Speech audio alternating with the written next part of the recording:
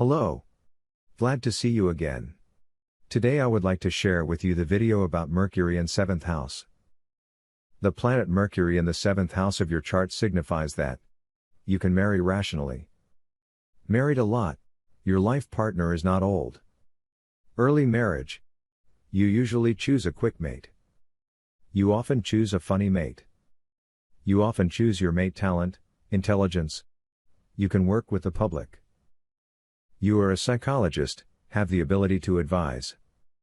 You can work related to law. Public, social relationships are important to you. You can work related to business. Thank you for watching this video. If you have any questions, please tell me. If you want free horoscopes, please watch below video. Go to the website astro5s.com and follow these instructions.